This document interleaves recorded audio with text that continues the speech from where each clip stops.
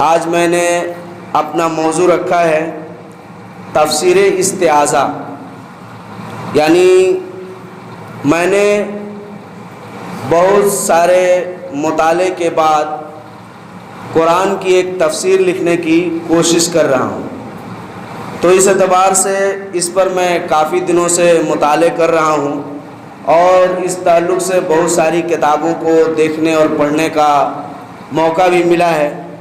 تو اس کا ایک چھوٹا سا چیپٹر جو استعاذہ کے نام سے موجود ہے قرآن کے اندر، اس پر کچھ باتیں آپ کے سامنے رکھوں گا، اور یہ ایک طرح سے اس مہینے سے مناسبت بھی رکھتا ہے۔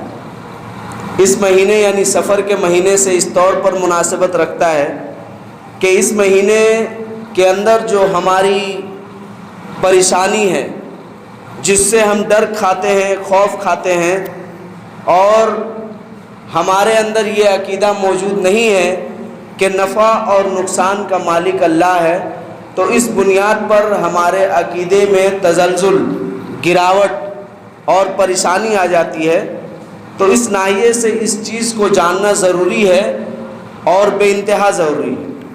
اللہ تبارک و تعالیٰ نے قرآن سورہ نحل کے اندر 98 نمبر آیت میں اس بات کا حکم دیا ہے کہ جب قرآن کی تلاوت کرنے چلو، یعنی جب قرآن پڑھنے کا ارادہ کرو، فَإِذَا قَرَأْتَ الْقُرْآنَ فَاسْتَعِذْ بِاللَّهِ مِنَ الشَّيْطَانِ الرَّجِيمِ، تو تم اللہ کی پناہ میں آ جاؤ شیطان مردود سے، شیطان مردود سے اللہ کی پناہ حاصل کرو، اللہ سے اس بات کی التجا اور دعا کرو کہ اللہ تبارک و تعالیٰ تم کو اپنے پناہ میں رکھے شیطان مردود سے۔ تو اس کو استعاذہ کے طور پر جانا جاتا ہے، یعنی عام طور پر اس کو کہیے تو جیسے ہم لوگ پڑھتے ہیں اعوذ باللہ من الشیطان الرجیم، یہ ہے استعاذہ۔ تو اس تعلق سے جو میں لکھ رہا ہوں اس کا ایک حصہ آپ لوگوں کے سامنے لایا ہوں۔ اس میں دیکھیے اعوذ باللہ من الشیطان الرجیم، یہ جملہ ہے۔ اس جملے کا معنی کیا ہے؟ اس جملے کا معنی اور مفہوم یہ ہے کہ میں پناہ مانگتا ہوں اللہ کی شیطان مردود سے، یا میں اللہ کی پناہ میں آتا ہوں شیطان مردود سے، یا اس کا یہ بھی مفہوم آپ نکال سکتے ہیں کہ میں اللہ کی پناہ میں آتا ہوں شیطان مردود کے شر اور برائی سے، یعنی جو شر اور برائی اس کی جانب سے مجھے پہنچنے والا ہے، اس شر اور برائی سے میں اللہ کی پناہ طلب کرتا ہوں، یعنی اللہ کے پناہ میں آتا ہوں، اللہ سے اس بات کی دعا اور التجا کرتا ہوں کہ وہ مجھ کو شیطان کے شر سے، اس کے برائی سے، اس کے مکر و فریب سے مجھے محفوظ کر دے اور میری حفاظت فرما دے۔ تو یہ اعوذ باللہ من الشیطان الرجیم، یہ اعوذ کا جو لفظ ہے یہ آوازن سے ماخوذ ہے۔ اس کا دو معنی کیا گیا ہے۔ پہلا معنی تو ہے پناہ مانگنا، یعنی میں پناہ مانگتا ہوں، اور دوسرا پناہ ملنے کے بھی ہے، یعنی جب آپ جس سے پناہ مانگ رہے ہیں وہ در حقیقت اس بات پر قادر ہے کہ وہ آپ کو پناہ دے دے، یعنی آپ کو پناہ ملنا ہی ملنا ہے۔ تو یہ اس کا مفہوم بیان کیا گیا ہے، اور لسان العرب میں جو عربی لغت کی کتاب ہے اس کے اندر ہے کہ التجا کرنا اور محفوظ ہو جانا، یعنی اعوذ کا مطلب التجا کرنا، اللہ سے درخواست کرنا اور محفوظ ہو جانا۔ مقایس اللغہ میں ابن فارس رحمۃ اللہ علیہ کہتے ہیں کہ کسی چیز کی طرف التجا کرنا، یعنی کسی چیز سے اپنے آپ کی حفاظت کے لیے التجا کرنا۔ مفردات القرآن میں امام راغب کہتے ہیں کہ کسی کی پناہ لینا اور اس سے چمٹے رہنا، یہ اعوذ کا معنی ہے۔ مطلب یہ ہوا کہ اعوذ کا پڑھنا مطلب اللہ کی طرف سے التجا کرنا ہے، ہر برائی والے کی برائی سے اس کے دامن میں پناہ طلب کرنا۔ علامہ ابن کثیر رحمۃ اللہ علیہ اور دیگر مفسرین فرماتے ہیں کہ ایاذہ کا مطلب کسی برائی کو دفع کرنے کا ہے، اور لیاذہ کا مطلب بھلائی حاصل کرنے کا ہے۔ اس کے بعد جو لفظ آتا ہے یعنی اللہ سے اعوذ باللہ کے بعد من الشیطان، شیطان کا جو لفظ ہے، یہ شیطان کا لفظ، یہ عربی لفظ ہے جو شطنہ سے ماخوذ ہے، یعنی شطنہ کے لفظ سے شیطان بنا ہے۔ اس کے معنی دوری کے ہیں، اور یعنی خیر اور بھلائی سے دور ہونا، اور انسانی طبیعت سے دور ہونا، ہر بھلائی سے دور ہونا، اس کو شیطان کہا گیا ہے۔ اور یہ بھی کہا گیا ہے کہ شیطان کا لفظ شطنہ سے نہیں، شاطہ سے مشتق ہے، یعنی شاطہ سے بنا ہے۔ شاطہ کا مطلب ہوتا ہے آگ میں جلنا۔ چونکہ شیطان حضرت آدم علیہ السلام سے حسد کیا اور ان سے حسد کی بنیاد پر جلتا رہا، جس کی وجہ سے اس کا نام شیطان پڑا، یہ بھی کہا گیا ہے۔ لیکن صحیح بات یہ ہے کہ یہ لفظ شطنہ سے ماخوذ ہے۔ اہل علم، اہل لغت اور امام سیبوی جو نحو کے اور عربی گرامر کے بہت بڑے امام مانے جاتے ہیں، ان کے مطابق شطنہ کا ہی لفظ صحیح ہے، یعنی شیطان کا لفظ شطنہ سے ہی مشتق ہے۔ اس کے معنی ہوئے دوری کے، یعنی خیر بھلائی اور اس طرح کے دیگر چیزوں سے محروم ہو جانے کا۔ اس کے بعد لفظ رجیم آتا ہے، یعنی شیطان الرجیم، شیطان کو رجیم کہا گیا۔ تو رجیم کا اس کا معنی یہ ہے کہ جو ہر بھلائی سے دور کر دیا گیا، ملعون ہو گیا، اس پر لعنت پڑی۔ اور اس کا ایک معنی راجم کیا گیا ہے۔ راجم کا مطلب فاعل، فاعل یعنی جو کام کو کرنے والا ہوتا ہے۔ تو راجم یعنی اس لیے کہ یہ لوگوں کو، انسانوں کے سامنے ان کے برے اعمال کو مزین کر دیتا ہے، سجا دیتا ہے، اس طرح سے کہ انسانوں کو اس کی رغبت بڑھ جاتی ہے کہ انسان اس گناہ کو کرے، اس کے طرف وہ راغب ہو جاتا ہے، مائل ہو جاتا ہے، پھر اس کے دل میں وہ وسوسہ ڈالتا ہے، گمراہیوں پر اس کو مصر کراتا ہے۔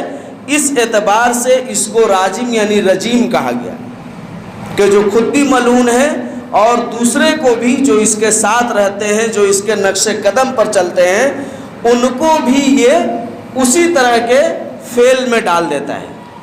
تو یہ اللہ تبارک و تعالیٰ نے کیا حکم دیا کہ جب قرآن کی تلاوت شروع کرو تو تم شیطان رجیم سے یعنی شیطان مردود سے اللہ کی پناہ طلب کرو، کیونکہ وہ ایسا ہے کہ تمہیں اس طرح سے مختلف طریقے سے گمراہ کرنے کی طاقت رکھتا ہے۔ تو یہ ہے استعاذہ، جس کے تعلق سے آپ بات سمجھ رہے ہیں۔ اس کے بعد ایک لفظ اور وضاحت کر دیں کہ جو یہاں لفظ شیطان آیا ہے، تو اعوذ باللہ من الشیطان الرجیم میں مراد ابلیس اور جن ہی ہیں۔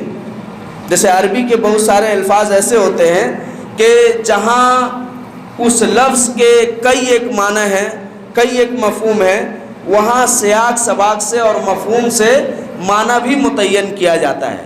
تو اس اعتبار سے یہاں جو اعوذ باللہ من الشیطان الرجیم ہے، یہاں جن ہی مراد ہے، یعنی وہ خبیث جن جو آدم علیہ السلام کا سجدہ نہیں کیا، جو انسانوں کا کھلا دشمن قرار دیا گیا ہے، وہ یہی مراد ہے۔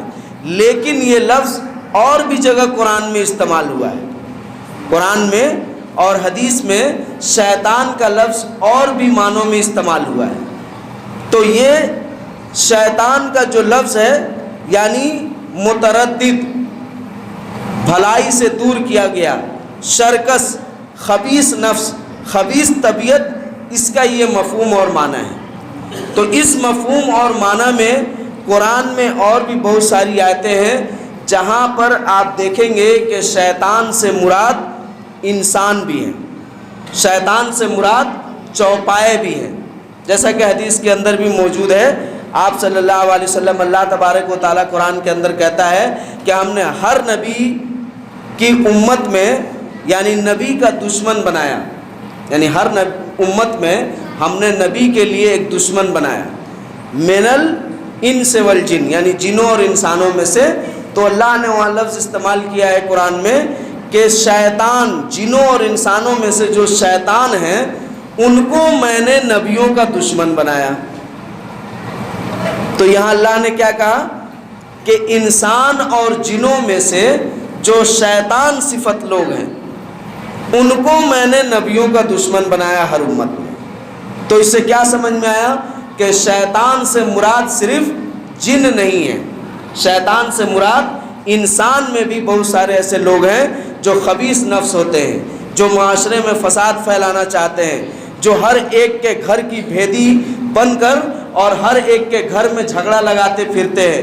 یہ صفت عورتوں میں زیادہ ہوتی ہے، مردوں میں بھی ہوتا ہے۔ تو اس طرح کے صفت سے بھی پناہ مانگا گیا ہے۔ اور آپ دیکھیں گے سورۃ المعوذتین جو سورہ فلق اور سورہ ناس ہے، اس میں بھی یہ لفظ اللہ تبارک و تعالیٰ نے استعمال کیا کہ وسوسہ ڈالنے والے سے پناہ طلب کرو۔ وسوسہ ڈالنے والے جو سینوں میں وسوسہ ڈالتے ہیں، بات کو غلط مفہوم پہناتے ہیں، ان سے تم پناہ مانگو۔ اور کیسے ہیں یہ لوگ؟ من الجنۃ والناس، وہ جنوں میں سے بھی ہیں اور انسانوں میں سے بھی ہیں۔ تو اس سے کیا سمجھ میں آیا کہ شیطان صفت خواہ وہ ابلیس ہے یا پھر انسانوں میں، ان سب سے اللہ کی پناہ طلب کرنی ہے، ان سب سے اللہ کی پناہ طلب کرنا ضروری ہے۔ اس کے لیے حدیث کے اندر اور قرآن میں بہت سارے الفاظ آئے ہیں۔ مثلا ایک لفظ عام طور پر ہم لوگ پڑھتے ہیں اعوذ باللہ من الشیطان الرجیم، لیکن اس کے علاوہ بھی بہت سارے الفاظ آئے ہیں، جیسے کہ اعوذ باللہ من الشیطان الرجیم کے علاوہ اعوذ باللہ السمیع العلیم من الشیطان الرجیم، یہ سورہ اعراف میں آیا ہے اور حدیث کی بھی کتابوں میں ہے۔ اسی طرح سے ایک لفظ یہ بھی آیا ہے اعوذ باللہ السمیع العلیم من الشیطان الرجیم من ہمزہ ونفخہ ونفثہ۔ یہاں کا کیا مطلب ہے کہ میں اللہ کی پناہ طلب کرتا ہوں اس اللہ کی جو سمیع اور علیم ہے، یعنی شیطان کے شر سے جو رجیم ہے، اور اس کے حمز سے، نفخ سے اور نفس سے۔ یعنی اس کا حمز کیا ہے، اس کا نفخ کیا ہے اور نفس کیا ہے۔ حمز یعنی وہ ایک طرح کی بیماری ہوتی ہے جس میں انسان دماغی طور پر یہ ہو جاتا ہے اس سے، اور نفخ سے یعنی اس کے پھونکنے سے۔ جیسے کہ حدیث کے اندر موجود ہے کہ جب آدمی فجر کی نماز سے سوئے رہتا ہے تو شیطان اس کے کان میں پیشاب کر دیتا ہے۔ یہ بھی حدیث کے الفاظ ہیں کہ اس کے کان میں وہ زور سے پھونکتا ہے جس سے اس کے دماغ میں پریشانی آتی ہے، پرابلم پیدا ہوتا ہے۔ یہ بھی حدیث کے اندر ہے کہ اس کے دماغ کو زور سے وہ دباتا ہے۔ تو یہ ساری کیفیتیں شیطان ایک انسان کے ساتھ کرتا ہے، اس انسان کے ساتھ جو فجر کی نماز سے سوئے رہتا ہے، یا اسی طرح سے اور بھی حالات میں اس کو یہ کام کرتا ہے۔ نفس یعنی شیرگوئی یا پھر تھوک دینا، یعنی تھوکتا بھی ہے، یا پھر وہ شیرگوئی کرتا ہے، یعنی ایسے ایسے اشعار سناتا ہے یا ایسے ایسے فحش گوئی کراتا ہے کہ جو انسان کے اندر ایک طرح سے آ جاتا ہے۔ بہت سارے لوگ ایسے ہوتے ہیں، دیکھیے گا ان کا زبان بڑا خراب ہوتا ہے۔ زبان خراب ہونے کا مطلب یہ ہوتا ہے کہ وہ ہمیشہ گالی کی زبان سے بات کرتے رہتے ہیں، ہمیشہ غلط الفاظ استعمال کرتے رہتے ہیں۔ تو اس کو معلوم ہونی چاہیے کہ جو انسان ہمیشہ اپنی زبان سے غلط الفاظ نکالتا رہے، گالی کی صورت میں بات کرتا ہے، یا اسی طرح سے یعنی اٹھ پٹانگ الفاظ، مہمل الفاظ بولتے رہتا ہے، اس صورت میں کہ لوگ سن کر ہنسیں یا لوگ اس کا یعنی یہ کریں، تو ایسے انسان کو بھی کہا گیا ہے کہ وہ اپنی اصلاح کرے، یا تو وہ شیطان کے بہکاوے میں آ گیا ہے یا اس کے نفس کے اندر بیماری ہے۔ تو اس لیے بھی اس سے پناہ طلب کی گئی ہے، اور اس کا عذاب اس کو دیا جائے گا، اس کا عذاب اس کو دیا جائے گا آخرت میں بھی، اور دنیا میں اس کو عذاب یہ ملتا ہے کہ اس کے زبان سے، اس کے بات سے تاثیر ختم ہو جاتی ہے، لوگوں کا اس پر سے یقین اٹھا دیا جاتا ہے جو اس طرح کا زبان استعمال کرتے رہتا ہے۔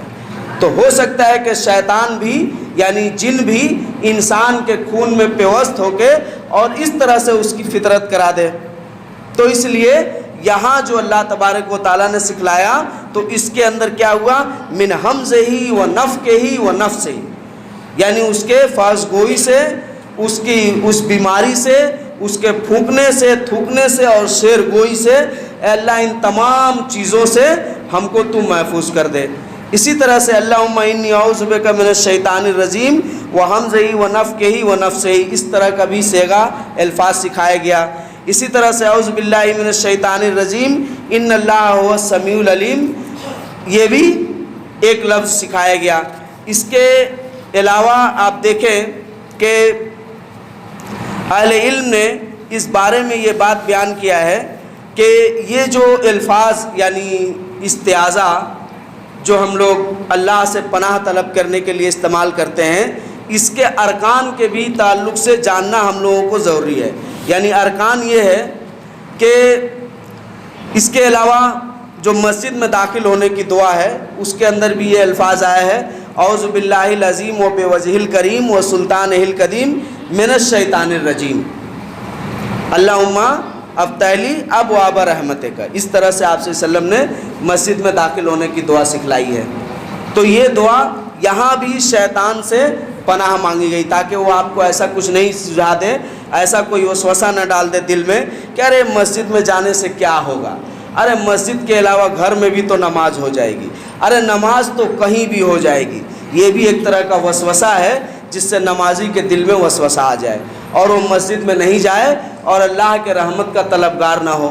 تو اس لیے اس طرح بھی دعا سکھلائی گئی تاکہ یہ دعا بندہ جب پڑھے تو شیطان کے جو سرور ہیں، شیطان کے جو فتن ہیں، شیطان کے جو مقاصد اور چال ہیں، اس سے آپ محفوظ ہو جائیں۔ تو یہ چیز ہے، یہاں ارکان استعاذہ کو بتایا گیا۔ ارکان استعاذہ کا مطلب کہ جو ہمارے اندر عقیدہ توحید کو مضبوط کرے گا۔ اور وہ ارکان استعاذہ کیا ہے؟ تو اس تعلق سے اہل علم میں تقریباً تمام اہل علم نے اس کی 5 قسمیں کی ہیں، مگر علامہ ابن قیم رحمۃ اللہ علیہ نے اس کی صرف 3 قسم کی ہے۔ تو ارکان استعاذہ کیا ہے؟ تو 5 ارکان جن اہل علم نے کیا ہے اس کو اس طرح انہوں نے سمجھایا، کہا کہ تعوذ یا استعاذہ یعنی پناہ مانگنا، یہ ایک عمل ہے، پناہ مانگنا۔ تو آپ جو پناہ مانگیں گے، جو عمل کریں گے، اس تعلق سے آپ کو صحیح جانکاری ہونی چاہیے کہ آپ پناہ مانگنے کے لیے جو عمل کر رہے ہیں اس کے لیے آپ کے پاس کون سے الفاظ ہونے چاہیے، کون سی دعا ہونی چاہیے، کیا الفاظ سکھلایا ہے شریعت نے جس سے ذریعے آپ پناہ مانگیں گے۔ تو یہ چیز ہو گیا۔ دوسرا مستعیذ یعنی استعاذہ کرنے والا یا پناہ مانگنے والا، یعنی جو آدمی استعاذہ کر رہا ہے، اللہ سے پناہ مانگ رہا ہے، اس تعلق سے بھی کہ وہ کیسا ہونا چاہیے، کس طرح کا ہونا چاہیے، مسلمان یعنی اس کا عقیدہ کس طرح ہونا چاہیے، یہ ایک چیز جاننا ضروری ہے۔ تیسری چیز اس میں جو جاننا ضروری ہے مستعاذ بہی، یعنی جس کی پناہ مانگی جائے یا جو پناہ دینے کے لائق ہے، قادر ہے، یا جو آپ کے پناہ کا مرجع ہے۔ اس کے بعد چوتھی چیز ہے مستعاذ منہ، یعنی جس سے یا جس کے شر سے آپ پناہ مانگ رہے ہیں، یعنی جس سے یا جس کے برائی سے آپ پناہ مانگ رہے ہیں اس کو مستعاذ منہ کہا گیا ہے۔ اسی طرح سے 5ویں چیز ہے سبب الاستعاذہ، یعنی وہ کون سے اسباب ہیں، کون سی برائی ہے جس سے آپ اللہ کی پناہ مانگ رہے ہیں تاکہ آپ کا دین و دنیا خیر و برکت والا ہو، عافیت والا ہو۔ یہ 5 چیزیں ارکان استعاذہ ہیں۔ اس کے علاوہ جو علامہ ابن قیم رحمۃ اللہ علیہ نے 3 بتایا ہے، 3 میں استعاذہ یعنی وہ عمل، اور دوسرا مستعاذ بہی یعنی جس سے آپ پناہ مانگیں اور یعنی جس کے پناہ میں آپ جائیں، اور تیسرا مستعاذ منہ یعنی جن چیزوں سے آپ پناہ مانگیں، جن چیزوں کے ذریعے آپ پناہ مانگیں، انہوں نے اتنا ہی تقسیم کیا ہے۔ اور اس کے بعد وہ فرماتے ہیں کہ اس باب میں 3 باتیں، یعنی اس باب میں جو ہے اچھی طرح سے کچھ باتوں کو سمجھ لینا چاہیے۔ کیا سمجھ لینا چاہیے؟ تو کہتے ہیں کہ مستعاذ بہی یہ اللہ کی ذات ہے، اور کسی سے پناہ مانگنا فضول ہے جس سے جیسے کہ اہل عرب پناہ مانگا کرتے تھے، طلب کیا کرتے تھے، جیسا کہ اللہ تبارک و تعالیٰ نے اس بات کو قرآن کے اندر بیان کیا ہے سورہ جن میں کہ کچھ انسان جنوں سے پناہ مانگا کرتے تھے، یعنی جنوں کے پناہ میں آتے تھے، جس کی وجہ سے جنوں کا अकड़ और तकब्बुर बढ़ गया और वो इंसानों से डरने के बजाय इंसानों पर चढ़ गए। इस बात को अल्लाह ने कहाँ बयान किया है? सूरह जिन के अंदर, कि बहुत सारे इंसान ऐसे थे यऊज़ून बिरिजालिम मिनल जिन, यानी जो जिनों के आदमियों से पनाह मांगा करते थे। जैसे अहले अरब जब कहीं जाते थे तो कहते थे कि इस वादी के जिन के सरदार, इस वादी के जिनों के सरदार के हम पनाह में आते हैं, इस वादी के बड़े और बुजुर्ग हस्ती के हम पनाह में आते हैं यहाँ के जाहिलों से। इस तरह से वो पनाह तलब किया करते थे। तो ये चीज़ हमको समझना है। जैसा कि आज भी हम ये काम करते हैं, क्या करते हैं कि हमारे अंदर इस चीज़ की समझ नहीं है तो हम करते हैं। तो देखिए वो ये बता रहे हैं, इनकी बात मुकम्मल करने के बाद हम इस पर मज़ीद तफसील आपको करेंगे। तो ये वो बता रहे हैं कि मुस्ताज बिही को, यानी आप ये समझ लें कि आप जिस चीज़ की पनाह मांग रहे हैं, जिस बुराई से बचना चाह रहे हैं और जिससे इस बुराई से बचने की इल्तिजा कर रहे हैं कि हमें इस बुराई से बचा लीजिए, उसके अंदर इस बात की ताकत है कि नहीं कि वो आपको बुराई से बचा ले। तो ये आपको असल जानना ज़रूरी है। ये है मुस्ताज बिही, यानी जिससे आप पनाह मांग रहे हैं, जिससे आप कह रहे हैं कि हमको बचाओ, उसके अंदर इस बात की ताकत है कि नहीं कि वो आपको बचा पाए। कहीं ऐसा तो नहीं कि वो खुद किसी परेशानी में मुब्तला है और वो आपसे खुद, जब आप ये कहें तो कहें कि हम तो खुद परेशान हैं, आप आ गए उल्टे हमसे मदद मांगने। तो ये समझना ज़रूरी है कि यहाँ मुस्ताज बिही आपका कौन है, ये आप असल समझिए। इसके बाद है मुस्ताज मिनो, यानी जिनसे पनाह मांगी जाती है, जिन चीज़ों से, यानी जिन बुराइयों से आप पनाह मांग रहे हैं वो बुराई। तो अल्लामा इब्न क़य्यिम रहमतुल्लाह अलैह अब यहाँ पर दो बातें और आपको बता रहे हैं। क्या कह रहे हैं? कह रहे हैं कि वो बुराई भी दो तरह की होती है। जैसे कि भलाई दो तरह की होती है, उसी तरह बुराई भी दो तरह की होती है। एक बुराई तो वो है कि जो इंसान अपने इख्तियार में करता है और उस पर वो मुख्तार होता है, चाहे तो करे चाहे तो ना करे। इस तरह की बहुत सारी जो अल्लाह के हुदूद की पामाली करना, नाफरमानी करना, ये सारी चीज़ें। और दूसरे किस्म की बुराई वो होती है जो आपको किसी के तरफ से पहुंचता है, यानी जिनों की तरफ से या इंसानों की तरफ से या फिर किसी ऐसी चीज़ों के तरफ से कि जैसे बहुत सारे ऐसे अशिया होते हैं जिनके खाने की वजह से आप बीमार पड़ जाएं या उससे आपका कोई नुकसान हो जाए, जहर आलूद चीज़ें, तो इस तरह से भी इंसान को बुराई पहुंचती है। तो ये दो तरह से इंसान को बुराई पहुंचती है। एक तो खुद के अपने नफ्स की होती है, इसीलिए कहा गया अल्लाहुम्मा इन्नी ज़लम तो नफ्सी, अल्लाह मैंने अपने नफ्स पर बहुत ज़्यादा जुल्म किया है, इसमें उस शर से पनाह मांगी गई है। और दूसरा कि जो किसी के ज़रिए से आपको पहुंच रहा है, कोई आपको दूसरा नुकसान पहुंचा रहा है जिनों में से या इंसानों में से, तो उस ताल्लुक़ से भी आपको अल्लाह से पनाह मांगनी है। तो ये दो बुराई की किस्म हो गई।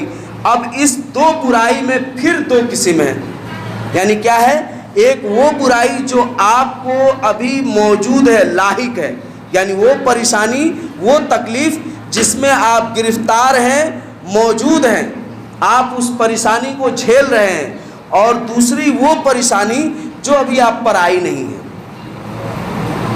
तो यहाँ जो आई है उससे भी आप पनाह तलब करें, और जो अभी आई नहीं है, मुस्तकबल में आ सकती है, अभी अदम में है, वजूद में नहीं, उस बुराई से भी आपको पनाह मांगनी चाहिए।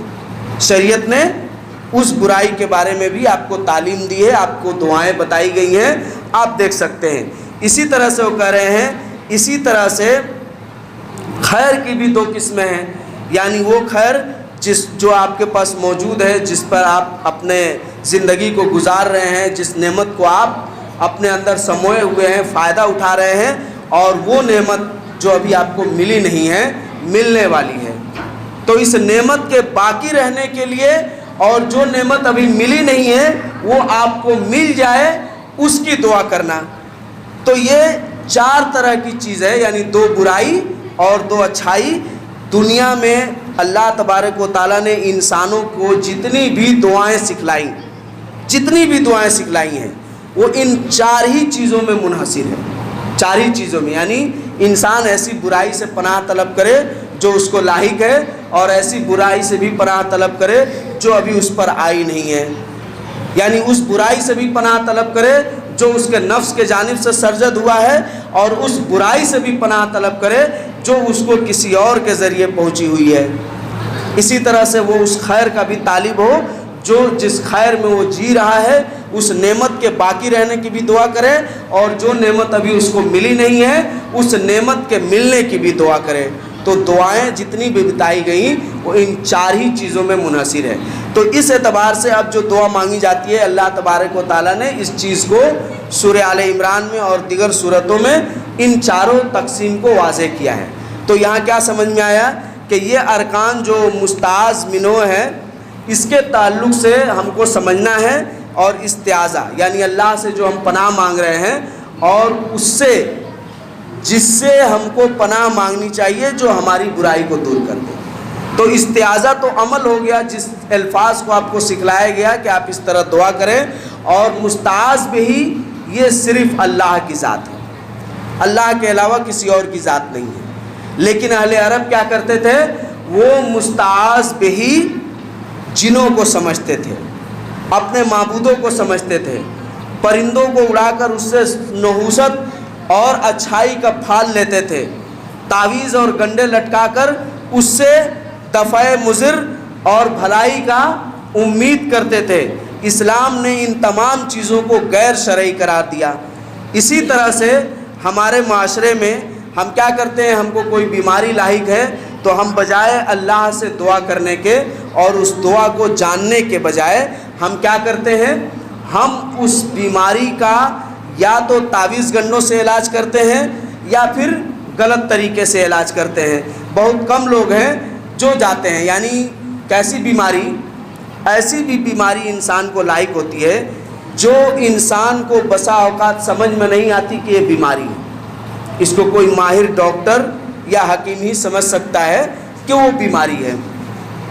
تو اس طور پر اب وہ یہ کیا کرتے ہیں کہ وہ اس بیماری کو جن بھوت کا نام دیتے ہیں، اور جن بھوت کا نام دینے کے بعد کیا کرتے ہیں، مزاروں پر حاضری لگاتے ہیں، بھوت کھیلتے ہیں، یا اسی طرح کے اور بھی دیگر افعال کو انجام دیتے ہیں. تعویذ گنڈا فتیلہ کراتے ہیں، پہاڑ کا مٹی کھاتے ہیں، پانی پیتے ہیں. تو آپ ہمیں یہ بتائیے کہ ان چیزوں کے ذریعے جو آپ پناہ حاصل کر رہے ہیں، آپ کا مقصد یہی ہے کہ ان چیزوں کے کرنے سے ہماری یہ برائی دور ہو جائے گی. کیا ان چیزوں میں اس بات کی طاقت ہے کہ یہ آپ کی برائی دور کر دیں گے یا آپ کی تکلیف کو دور کر دیں گے؟ نہیں ہے. تو یہ مستعاذ بہی نہیں ہو سکتے ہیں، یعنی یہ مستعاذ بہی نہیں ہو سکتے. یہ اللہ تبارک و تعالیٰ نے اسی چیز کو روکا. اللہ تبارک و تعالیٰ نے یہی بتایا کہ یہ مستعاذ بہی نہیں ہو سکتے ہیں، یہ تمہیں نفع اور نقصان نہیں پہنچا سکتے. وَإِن يَمْسَسْكَ اللَّهُ بِضُرٍّ فَلَا كَاشِفَ لَهُ إِلَّا هُوَ. اگر اللہ تبارک و تعالیٰ تمہیں کوئی تکلیف پہنچانا چاہے تو پوری کائنات مل کر کے بھی تمہاری حفاظت نہیں کر سکتی ہے. اور اگر اللہ تبارک و تعالیٰ تمہیں کسی بھلائی کا طلبگار بنا دے، تمہیں کوئی بھلائی پہنچانا چاہے تو پوری کائنات بھی مل کر تمہاری اس بھلائی کو نہیں روک سکتی ہے. تو اصل نفع اور نقصان کا مالک کون ہوا؟ اللہ کی ذات، اللہ تبارک و تعالیٰ. تو ہمیں کوئی تکلیف پہنچ رہی ہے، ہمیں کوئی برائی پہنچ رہی ہے، ہمیں کوئی بیماری لاحق ہو رہی ہے، تو ہم تعویذ گنڈوں میں پڑ جا رہے ہیں، فتیلوں میں پڑ جا رہے ہیں، اور اس کو قرآن اور حدیث سے جائز کہہ رہے ہیں. قرآن حدیث نے اس کو جائز نہیں کہا ہے. قرآن حدیث یہ بتا رہا ہے کہ یہ سب شیطانی اعمال ہیں. تمہیں چاہیے کہ تم یہاں دعا پڑھو، تمہارے لیے دعا متعین کیا گیا ہے. جیسے کہ اللہ تبارک و تعالیٰ اس پر بھی تفصیل آئے گی، مگر مختصر مثالاً ہم بتا دیں کہ جیسے آپ کو بہت ساری برائیاں پہنچی ہوئی ہیں، آپ کو اللہ تبارک و تعالیٰ کیا حکم دیا ہے. اللہ کے رسول صلی اللہ علیہ وسلم کہتے ہیں کہ کہو اللہم انی اعوذ بک من الہم والحزن جبن وذلدین وغلبۃ الرجال، اس طرح بھی ہے۔ اس کے علاوہ اور بھی طریقے سے بتایا گیا، اللہم انی اعوذ بک من الہم والحزن والعجز والکسل والجبن وذلدین وغلبۃ الرجال، اللہم انی اعوذ بک من الہم والحزن والعجز والکسل والجبن وذلدین وغلبۃ الرجال، اللہم انی اعوذ بک من الریاء والسم والنفاق، یہ بھی بتایا گیا ہے۔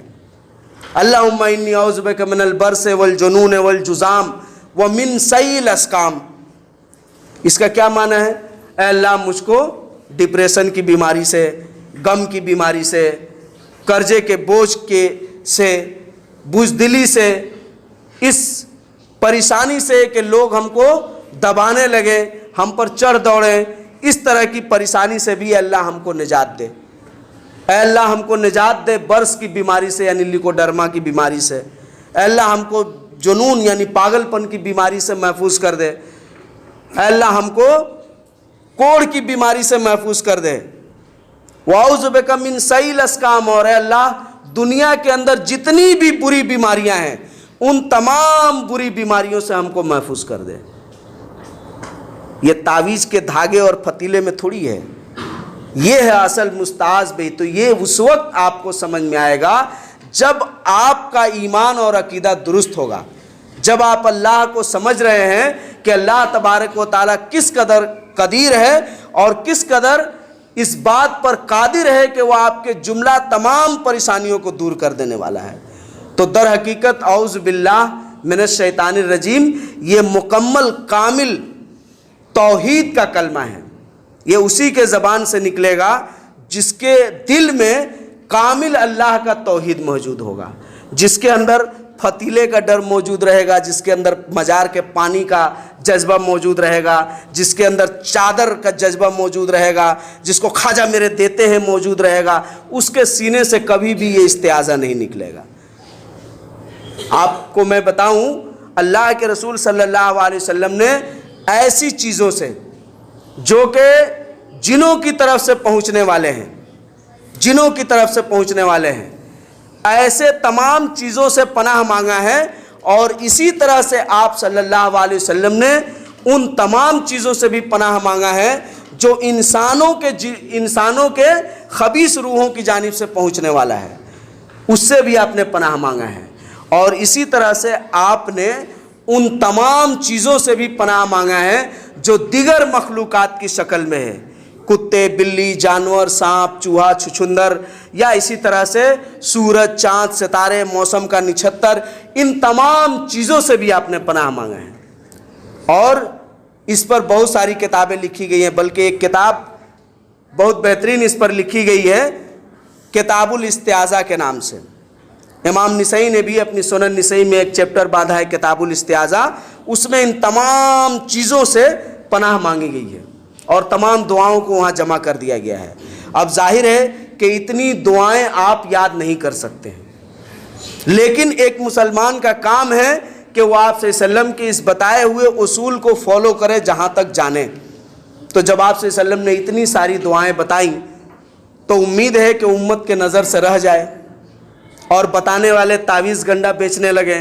یہ دن بھی آنا تھا، تو آپ صلی اللہ علیہ وسلم نے ایک چھوٹی سی دعا بتلائی، ایک ایسی چھوٹی سی دعا بتلائی کہ جس دعا کے اندر وہ تمام چیزیں شامل کر دی گئی۔ اگر آپ ان دعاؤں تک نہیں بھی پہنچ رہے ہیں تو یہی دعا آپ کے لیے کافی ہے۔ تو دیکھیے اس میں کیا سمجھ میں آیا کہ مستعاذ بہی اللہ کی ذات ہے، اللہ کے علاوہ ہم کسی سے بھی پناہ مانگیں گے، جنوں سے مانگیں گے، دھاگوں سے مانگیں گے، فتیلوں سے مانگیں گے، بلیوں سے مانگیں گے، مزار بابا کا تصویر لٹکا کے مانگیں گے، تو کچھ فائدہ ہونے والا نہیں ہے، کچھ فائدہ ہونے والا نہیں ہے۔ اس ضمن میں آئے گا کہ تعویذ اور تمیمہ میں کیا فرق ہے، انشاءاللہ وہ بھی ہم آپ کے سامنے لائیں گے۔ ایک چیز اور بتا دیں آپ کو کہ اس تعلق سے کچھ احکام بھی ہیں، تو مسئلے مسائل کے مسئلے ہیں، لیکن آپ کو استعاذہ جو شریعت نے مشروع کیا، یعنی کہاں کہاں آپ کو اللہ سے پناہ مانگنی ہے اور ان برائیوں سے دور رہنے کے لیے کرنا ہے، تو تقریباً 14 مقامات ہیں جن کو کتاب اور سنت میں بیان کیا گیا ہے۔ جیسے قرآن کے پڑھنے کے وقت، جب دل میں کوئی وسوسہ آئے اس وقت، عقائد میں کوئی وسوسہ آ گیا کہ اللہ کو ہم کو فلانے نے اللہ کو کس نے پیدا کیا، اس وقت بھی استعاذہ کرنے کا حکم ہے۔ اسی طرح نماز میں اگر وسوسہ آ گیا تو وہاں بھی آپ کو استعاذہ پڑھنے کا حکم ہے۔ اسی طرح غصے کے وقت بھی آپ صلی اللہ علیہ وسلم نے یہ حکم دیا کہ وہ جس کو زیادہ غصہ آنے لگے اور یہاں تک کہ اس کا غصہ نقصان پہنچا دے اس کو یا کسی کو، تو اس کو چاہیے کہ وہ باوضو ہو اور اعوذ باللہ من الشیطان الرجیم پڑھے۔ تو یہاں بھی استعاذہ پڑھنے کا حکم ہے۔ اسی طرح برے خواب دیکھنے کے وقت بھی استعاذہ کرنے کا حکم ہے۔ اسی طرح دخول مسجد کے وقت بھی ہے۔ اسی طرح گدھے اور کتے کے ہنہنانے اور ان کے بھونکنے کے وقت بھی استعاذہ پڑھنے کا حکم ہے۔ اسی طرح کسی ایسی جگہ آپ ورود کر رہے ہیں جہاں کوئی آپ کا اپنا نہیں ہے، یا وہاں آپ کو ڈر ہے کہ آپ وہاں جائیں گے تو آپ کو کوئی تکلیف پہنچ سکتی ہے لیکن پھر بھی جانا ضروری ہے، تو ویسی جگہ جاتے ہوئے بھی آپ کو استعاذہ پڑھنا ہے۔ اسی طرح سے بیت الخلاء میں جاتے وقت بھی استعاذہ پڑھنا ہے۔ حالانکہ بیت الخلاء میں ہمارے مسلم معاشرے میں ہم تو سمجھتے ہیں کہ 100% لوگ استعاذہ نہیں پڑھتے ہوں گے، یعنی بیت الخلاء میں جاتے وقت کی دعا بسم اللہ اللہم انی اعوذ بک من الخبث والخبائث، یہ اس لیے حکم دیا گیا کہ جو برے جنات باتھ روم میں رہتے ہیں وہ جب ابن آدم جاتا ہے تو اس کے شرمگاہ کو وہ دیکھتے ہیں اور اس کو تکلیف پہنچاتے ہیں، تو وہ ایسا نہ کر سکے، انہیں کوئی تکلیف نہ پہنچا سکے، اس لیے یہ استعاذہ بتایا گیا، حدیث کے الفاظ ہے، لیکن اکثر لوگ ایسا نہیں کرتے ہیں۔ اسی طرح سے جسم میں کہیں درد ہو رہا ہے تو اس درد کو بھی رفع کرنے کے لیے استعاذہ بتایا گیا۔ صبح اور شام کے اذکار میں بھی استعاذہ بتایا گیا۔ اسی طرح سے ہم نیند میں گھبرا جائیں، گھبراہٹ ہو جائے، اچانک ہماری نیند ڈر سے کھل جائے تو اس وقت کے لیے بھی دعا بتائی گئی ہے۔ اسی طرح سے ہم بڑی بے چین ہیں مگر نیند نہیں آ رہی ہے، اس کے لیے بھی استعاذہ بتایا گیا ہے۔ اسی طرح سے ہم اپنے اولاد کو بجائے کالا پھیتا پہنانے کے، تعویذ باندھنے کے، ٹیکا لگانے کے، اپنے بچوں کو استعاذہ کریں، اللہ کی پناہ میں دیں، اس کی بھی دعا بتائی گئی ہے۔ تو دیکھیے یہ تمام دعائیں، یہی میں نے آپ کو کہا کہ اس طرح کی بہت ساری دعائیں ہیں، انشاءاللہ اس کی بھی تفصیل ہم آپ کے سامنے رکھیں گے، لیکن ان تمام دعاؤں کو اللہ کے رسول نے صرف ایک چھوٹی سی دعا میں سمو کر امت کو دے دیا، لیکن امت کو اس کے بارے میں پتہ نہیں ہے۔ اور وہ دعا کیا ہے؟